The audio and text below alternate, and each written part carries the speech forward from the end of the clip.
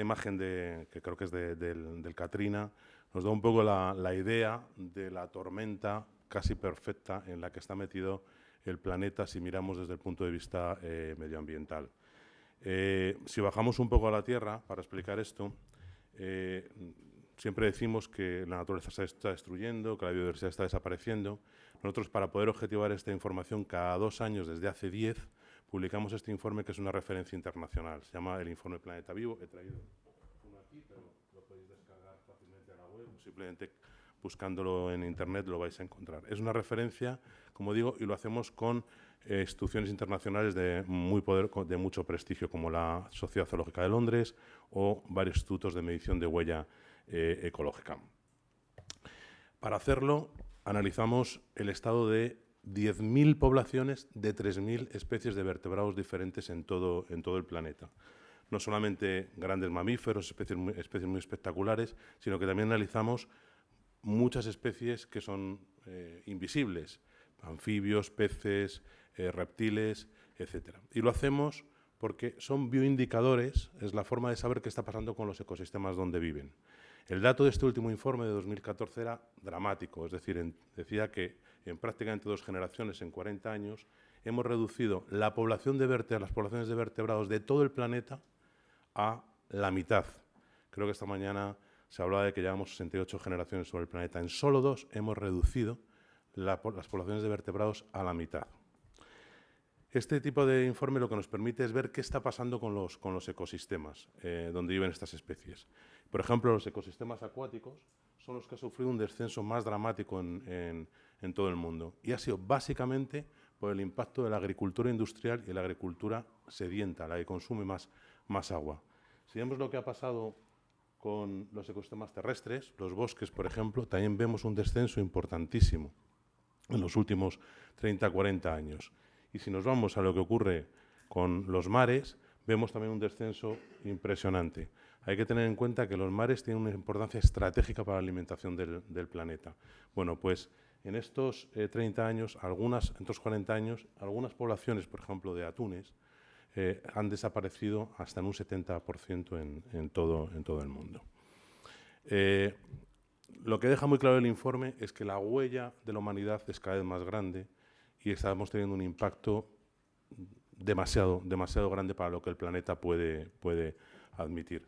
Si consideráramos que lo verde es la capacidad de un solo planeta, vemos que la huella ecológica de la humanidad no ha dejado de crecer en los últimos 40-50 años.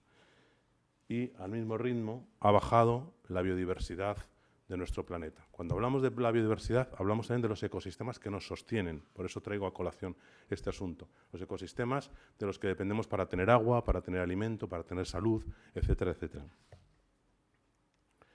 Muchos especialistas, las propias Naciones Unidas y este mismo informe, dice que al ritmo, en este momento, al ritmo de consumimos los recursos, estamos consumiendo lo que un planeta y medio puede en este momento reponer.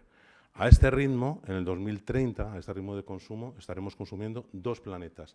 Y en el 2050, cuando seamos 9.600 millones de personas, a este ritmo necesitaremos 3 planetas para abastecer los recursos naturales que necesitamos. A esto hay que sumar el impacto de fenómenos como el cambio climático y otros. Pero traigo como sabéis, a colación porque el lunes empieza la Cumbre del Clima de París, un momento absolutamente clave, trascendental, donde tenemos que poner freno al aumento de las emisiones de CO2, que van a tener un impacto brutal sobre la biodiversidad y sobre la producción de los alimentos, la seguridad alimentaria, la soberanía alimentaria en todo el planeta. No podemos exceder de los 2 grados centígrados y tenemos que caminar hacia una economía totalmente descarbonizada. Y esto es muy importante para lo que vamos a hablar luego con respecto a la alimentación. Por lo tanto, estos son algunos de los retos que tenemos por delante. No me quiero extender mucho en esto, pero en el año 2009, el Centro de Resiliencia de Estocolmo, que agrupa a los mejores científicos en adaptación a los cambios globales, trató de escenificar en una imagen cuáles eran las fronteras planetarias que no se deberían superar y determinó 9 fronteras planetarias.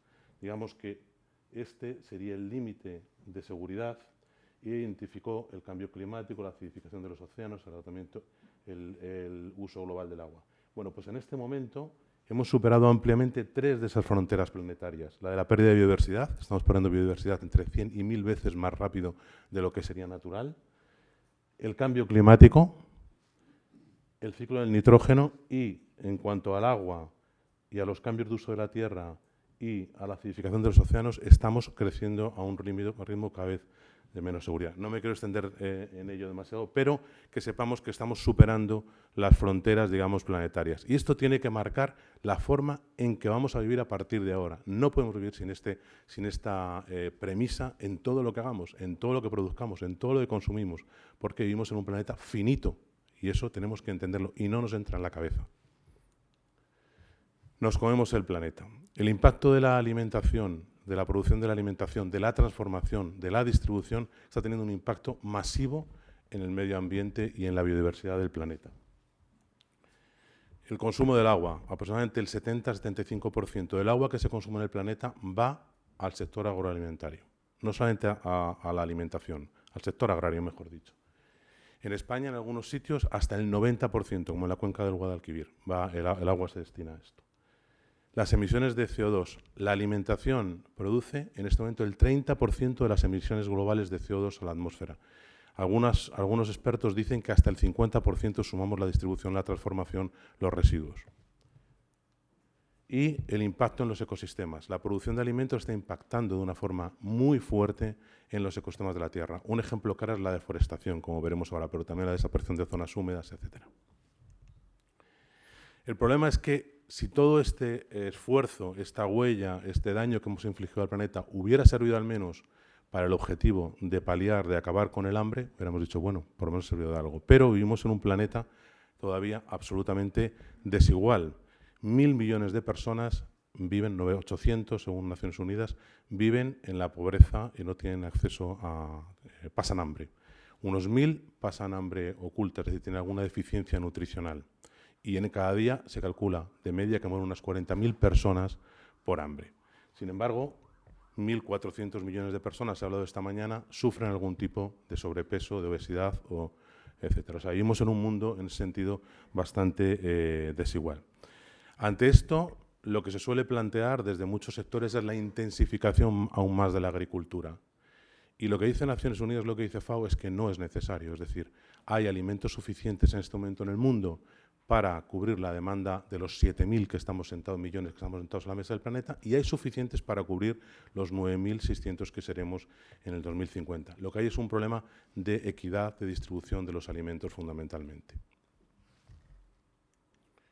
Por tanto, es un desafío absolutamente global por el impacto que ya os digo que está teniendo la alimentación en el planeta. Por eso, nosotros de BBF estamos revisando todas nuestras prioridades a nivel mundial y hemos definido 6 prioridades globales.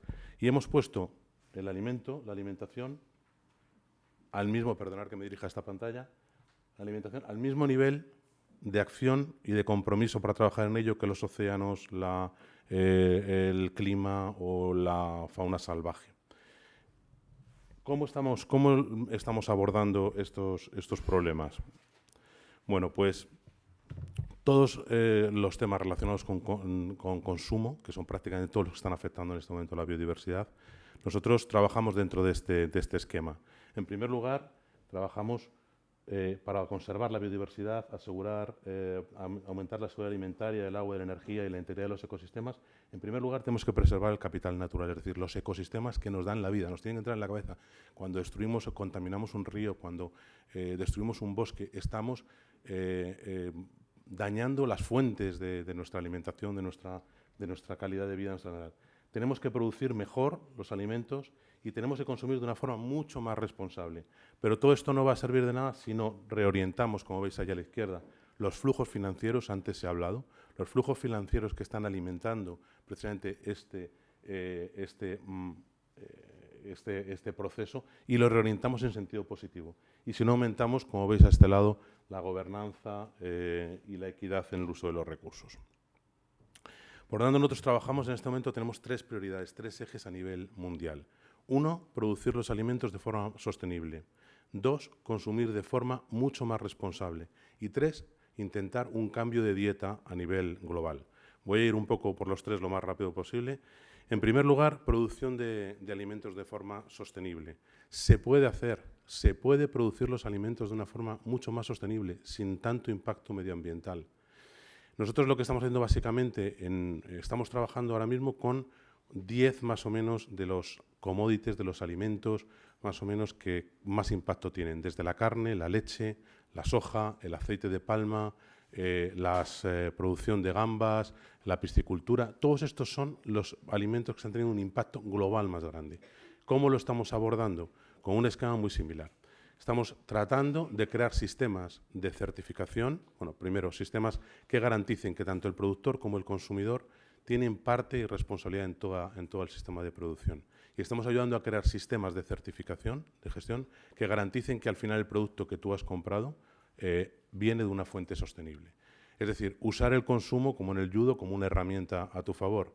Usar la compra como una opción casi política para cambiar la forma en que se producen. Voy a poner dos ejemplos de cómo lo estamos haciendo. Uno tiene que ver con el pescado. Como os decía, 1.000 millones de personas en el mundo dependen ahora mismo del pescado como como primer recurso de alimentación.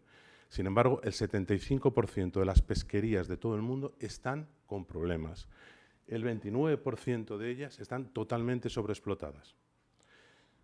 Sin embargo, hay casos de éxito. Este es el atún rojo, me encanta ponerlo, este banco de atún rojo, porque el atún rojo es una especie que hasta hace muy pocos años estaba a punto del colapso de la extinción comercial. Gracias a las campañas que se han hecho, gracias al apoyo de muchos, por ejemplo, cocineros, y a las campañas que hemos hecho en Europa, Estados Unidos, Japón, se logró acotar las capturas de atún en el tiempo y en la cantidad. Como decía la ciencia, hoy el atún rojo está recuperándose y las poblaciones empiezan a estar saludables, es decir, pueden pescarse y podemos seguir disfrutando de los atunes rojos. Pero la realidad es que, como os decía, la mayor parte de las pesquerías en el mundo, y concretamente de los atunes y tiburones, están muy, muy amenazadas. ¿Cómo actuar ante ello? Bueno, hay muchas estrategias, pero una de las que empezamos a poner en marcha, es crear un sello que certificara la sostenibilidad de las pesquerías. Es decir, que las pesquerías, que el plato que tú tienes, el pez que tú compras en el supermercado o en la pescadería, viene al final de una pesquería que se ha gestionado de forma sostenible. Que ayudamos a crear este sistema, además con la industria, lo creamos con Unilever hace tiempo, y nosotros después, esto se construyó como una ONG independiente y lo dejamos funcionar, en la que ya no tenemos nada que ver. Ellos no certifican, crean estándares de cómo se tiene que gestionar una pesquería de forma sostenible. Y están aumentando en todo el mundo. Hay pesquerías de bacalao, hay pesquerías en todo el mundo que están ya certificándose, y en muchos sitios en toda Europa empieza a ser mucho más frecuente el pescado MSC. Aquí, por ejemplo, tenemos uno que ha obtenido la certificación hace muy poco, Campos, que es una empresa de aquí, creo que es de Bermeo, ¿no? Me parece, que de toda la vida de pesca de bonito, y que se ha certificado como una práctica sostenible. Esto además le va a abrir muchas posibilidades en el mercado internacional, que está demandando más cada vez pescado sostenible. Para llevarlo adelante, además, necesitamos, no podemos hacerlo solo los consumidores, necesitamos el apoyo de los supermercados, de los distribuidores, etcétera. Aquí tenemos algunos de los que están distribuyendo ya, tienen un compromiso en algunos países, y aquí, por ejemplo, con Eroski estamos trabajando en identificar cuáles son las fuentes de pescado sostenibles e ir también hacia que cada vez haya más productos MSC certificados en los supermercados. Otro caso que nos preocupa mucho, la desaparición de los bosques. La desaparición de los bosques están desapareciendo a una velocidad de vértigo, y sobre todo en las zonas tropicales. Como veis, en Amazonía, cuenca del Amazonas, cuenca del Congo y sobre todo Borneo, etcétera. En gran medida, estos bosques están desapareciendo por el impacto de la agroindustria, y están desapareciendo a un ritmo, a tasas enormes cada año. Por ejemplo, esta es una imagen aérea de plantaciones de aceite de palma en Borneo.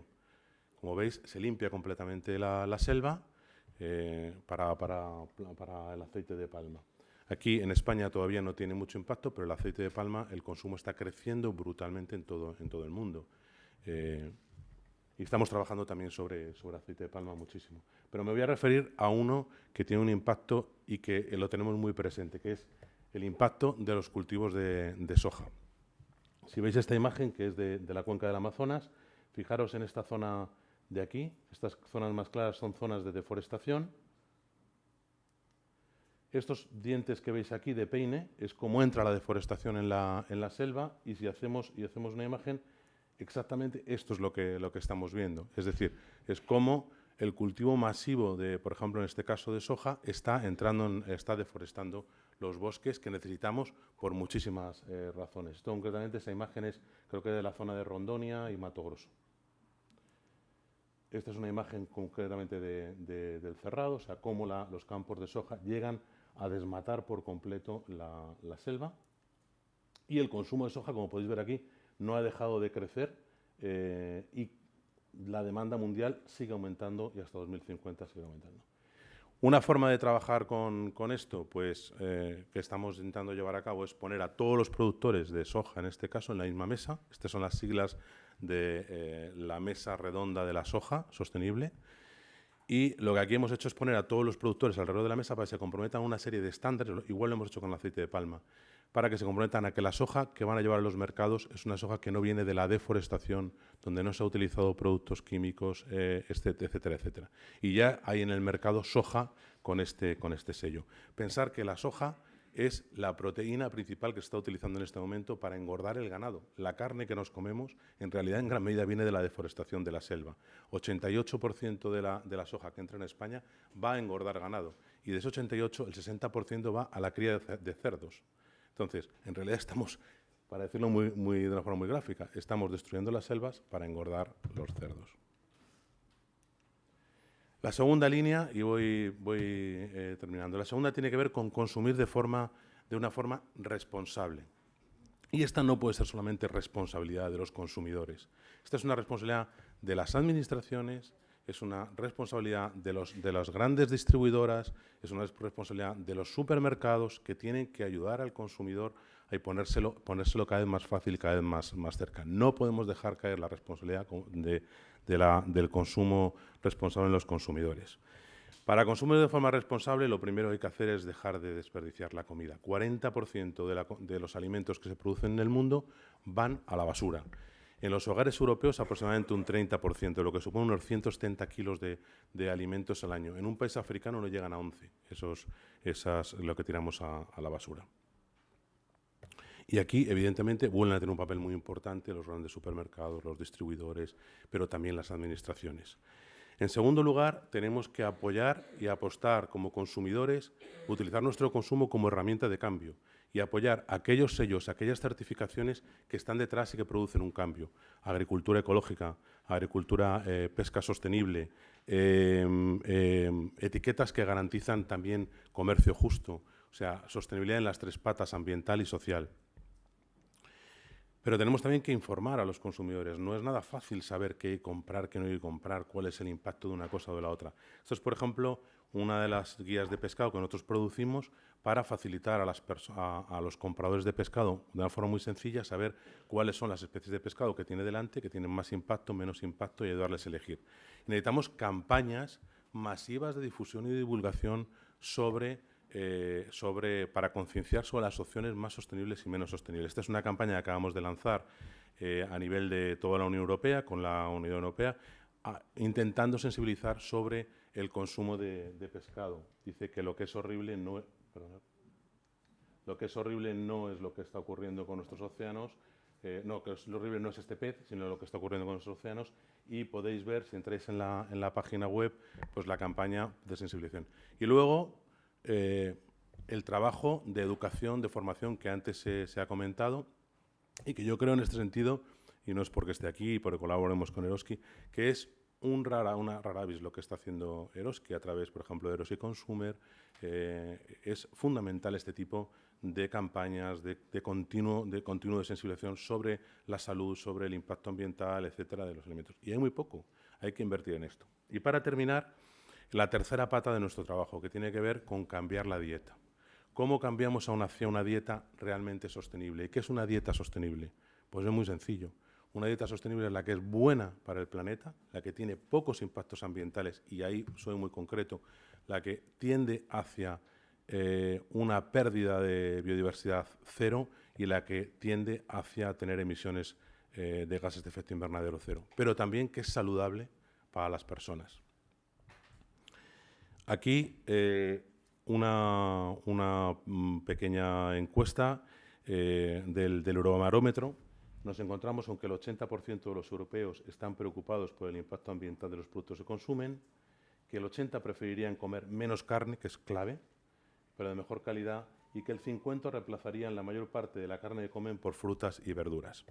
Nosotros nos planteamos hace 3 años, digamos, cuál sería el menú, cuáles serían las líneas generales de un menú sostenible. Iniciamos un proyecto financiado por la Unión Europea en 3 países piloto, con diferentes stakeholders, con, desde luego, nutricionistas, con expertos de todo tipo en todas las materias que tenían que ver con la dieta. Y tratamos de determinar cuál sería esa dieta. Hicimos lo que llamamos el menú LiveWell. Os he dejado aquí por si queréis unos cuantos, o sea que luego los queréis lo recogéis. Y bueno, hicimos un menú que para nosotros es el menú, digamos, que respeta más el medio ambiente y que respeta también la salud. Ese menú, como podéis ver, aborda un poco todos los temas de sostenibilidad y calidad de vida y podríamos resumirlo en 6 principios. 6 principios que para nosotros tienen que orientar lo que sería una dieta sostenible, y creemos que es hacia donde debe ir la alimentación del futuro, y creemos además que no hay más opciones que ir en esta dirección por todo lo que hemos contado. Esos 6 principios, y con eso termino, serían, en primer lugar, comer más vegetales, disfrutar de verduras, de fruta, de cereales y legumbres. Tiene mucho que ver con lo que nos ha contado Jordi de la dieta mediterránea. En realidad estamos reinventando lo que ya teníamos, ¿no? Comer más frutas, más vegetales, comer más variado. Un plato con variedad sabe mucho mejor. Comprar alimentos certificados, es decir, como os he enseñado, hay muchos sistemas de certificación en este momento creíbles que permiten avanzar en esta dirección de promover una producción más sostenible. Comer menos alimentos procesados, e incorpora aquí de temporada y locales, fundamental. Hay que evitar los alimentos kilométricos, alimentos que han tenido una huella de CO2 impresionante, que vienen desde el otro lado del mundo, y además promover el desarrollo rural, promover el desarrollo local a través de nuestra compra. Por lo tanto, menos alimentos procesados, por lo general contienen altos niveles de grasas, azúcar y sal. Fundamental, tenemos que bajar en el consumo de carne, menos carne, pero no es necesario eliminarla. Más vale carne de calidad que cantidad. Es decir, cuanto más extensivo la cría de esa carne, cuanto más recursos hayan necesitado, muchísimo mejor. Y no malgastar alimentos, planificar mejor nuestras compras para no tirar nada. Así es que estos serían un poco los principios que deberían orientar un menú de nuestro punto de vista para el futuro. Decir algo que ha comentado José Mari para terminar. Yo creo que es imprescindible en nuestro país disponer de una estrategia de alimentación saludable y sostenible.